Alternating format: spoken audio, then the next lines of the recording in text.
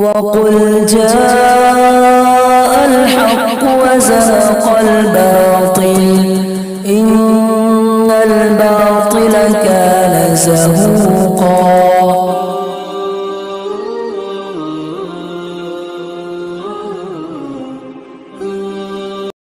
الحمدللہ اللہ تبارک و تعالی اس ناکارہ کو بار بار حاضری کی توفیق مرحمت فرما دیتے ہیں حرمین شریفین میں۔ اس کا ایک واقعہ ہے اور وہ یہ کہ میں سب سے پہلے اپنے والد ماجد رحمۃ اللہ علیہ کے ساتھ سب سے پہلے میری حاضری سن 1951 میں ہوئی تھی۔ 1951 میں ہوئی تھی جب میری عمر کل 9 سال تھی۔ سب سے پہلے حاضری اس وقت ہوئی تھی۔ ہوش بھی نہیں تھا لیکن باتیں یاد ہیں الحمدللہ اس وقت کی۔ وہ زمانہ ملک عبدالعزیز کی بادشاہت کا زمانہ تھا، اور جب اس وقت کا تصور کرتا ہوں اور اب آج کا کو دیکھتا ہوں تو زمین و آسمان کا انقلاب نظر آتا ہے۔ سب سے پہلے حاضری سن 1951 میں ہوئی۔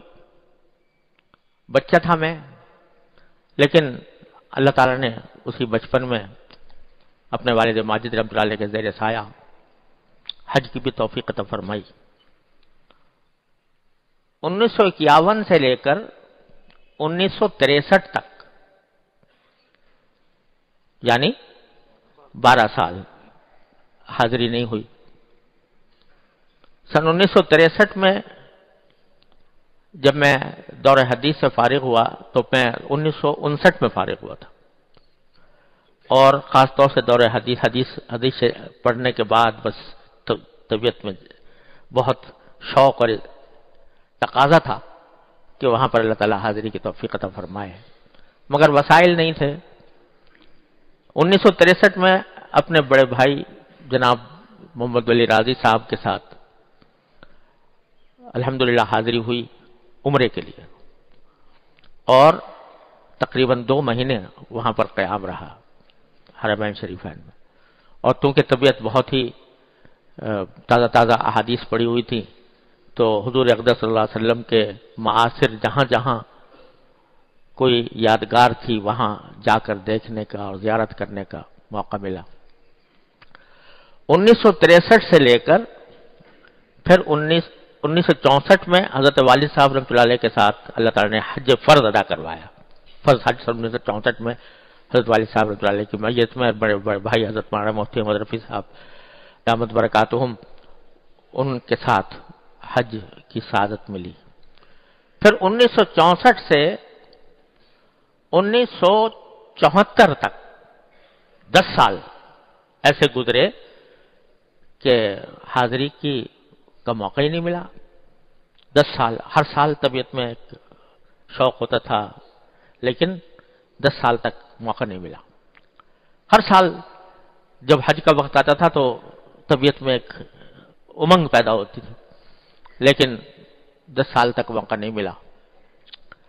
1974 میں حضرت والد ماجد رحمۃ اللہ علیہ کو دل کا دورہ ہوا تھا، اور وہ صاحب فراش تھے، طرح طرح کے امراض حضرت کو لگے ہوئے تھے۔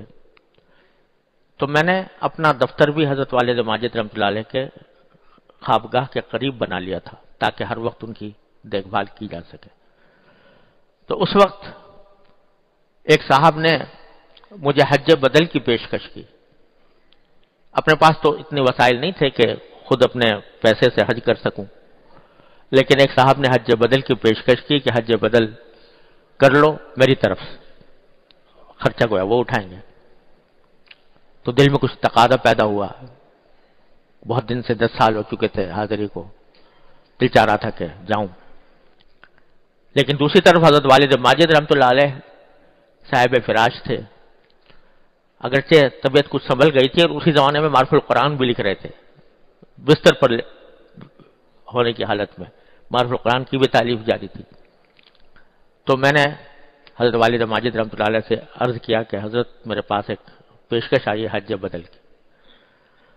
تو والد صاحب رحمۃ اللہ علیہ نے فرمایا کہ تم اچھا موقع ہے، جاؤ حج کر کے آ جاؤ.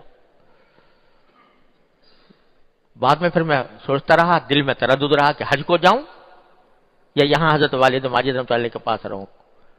والد ماجد رحمۃ اللہ علیہ کے پاس رہنے کی طبیعت میں تقاضا تھا، اگرچہ میرے پیچھے الحمدللہ بڑے بھائی اور صاحبان سب ان کی دیکھ بھال کے لیے موجود تھے، لیکن آخر کار دل نے یہ فیصلہ کیا کہ نہیں، حج کو نہیں جاؤں اور حضرت والد صاحب رحمۃ اللہ علیہ کی خدمت میں ہی رہوں گا. تو ایک دن والد صاحب نے پوچھا کہ بھئی کیا ہوا تمہارے حج بدل کا جو آیا تھا، کیا کیا تم؟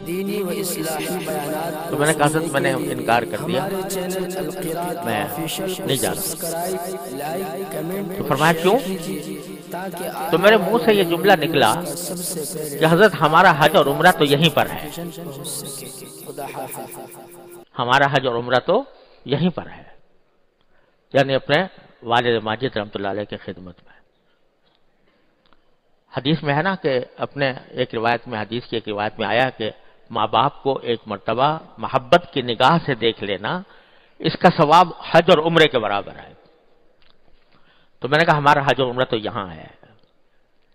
تو اس جواب پر حضرت والد رحمۃ اللہ علیہ بہت ہی خوش ہوئے اور بہت دعائیں دیں. اور دعاؤں میں مجھے جہاں تک یاد ہے، الفاظ مجھے صحیح اب یاد نہیں رہے، بہت زمانہ ہو گیا، لیکن غالباً یہ بھی فرمایا کہ انشاءاللہ تم اتنا جاؤ گے وہاں پر کہ لوگ رشک کریں گے. اس کے بعد حضرت والد ماجد رحمۃ اللہ علیہ کی وفات ہو گئی. وفات ہونے کے بعد کوئی سال ایسا نہیں گزرا جس میں کم از کم 3 یا 4 مرتبہ اللہ نے حاضر نہ دی ہو.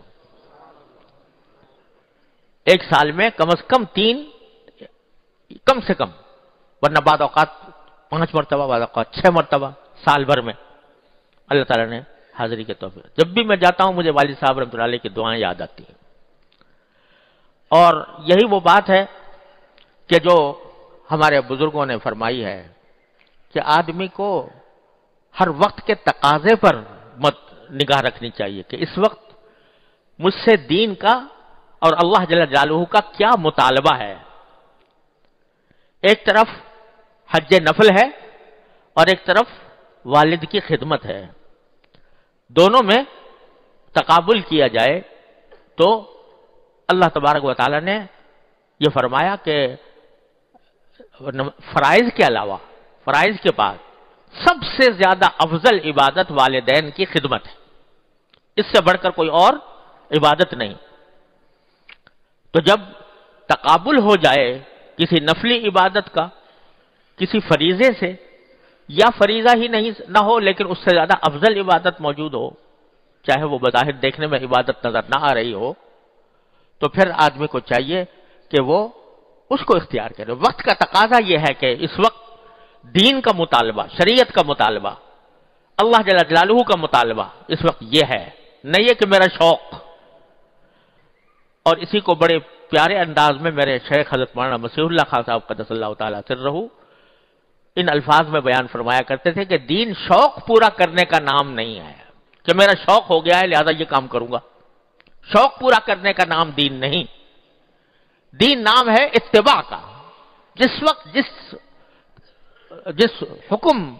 وقت جو حکم ملا ہے یا جس وقت جس چیز کو افضل قرار دیا گیا ہے وہ ہے در حقیقت عبادت، اور وہ اتباع کا نام دین ہے. اللہ تبارک و تعالیٰ کے حکم کو ماننے کا نام دین ہے. حضرت عبداللہ ابن مبارک رحمۃ اللہ علیہ اتنے بڑے جلیل القدر محدث، فقیہ اور صوفی ولی اللہ، ہر سال حج کو جایا کرتے تھے، ہر سال حج کو جاتے تھے، پورا قافلہ لے کر جاتے تھے. ایک مرتبہ حج کو جا رہے تھے، راستے میں ایک بستی سے گزرے تو وہاں پر کوڑے کا ڈھیر پڑا ہوا تھا. جیسے لوگ کوڑا کرکٹ لا کے ڈال دیتے ہیں، اسی کوڑے کرکٹ میں ایک مری ہوئی مرغی پڑی ہوئی تھی. مری ہوئی مرغی اس کوڑے کرکٹ میں پڑی ہوئی تھی. ایک بچی آئی اور آ کر وہ مری ہوئی مرغی اٹھا کے وہاں سے بھاگنے لگی. حضرت عبداللہ بن مبارک رحمۃ اللہ علیہ نے دیکھا تو دیکھ کر فرمایا، اسے پوچھا کہ بھئی یہ مری ہوئی مرغی کہاں لے جا رہی ہو؟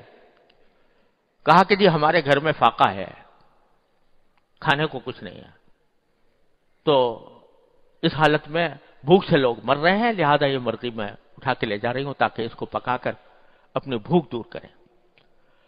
حضرت عبداللہ بن مبارک نے اپنے قافلے کو رکوایا اور بستی کے حالات معلوم کیے تو معلوم ہوا کہ یہ بستی فقر و افلاس کا شکار ہے اور یہاں پر بہت ہی زبردست غربت پائی جاتی ہے۔ اسی وقت حضرت عبداللہ بن مبارک نے یہ فیصلہ کیا کہ ہمارا سفر حج منسوخ،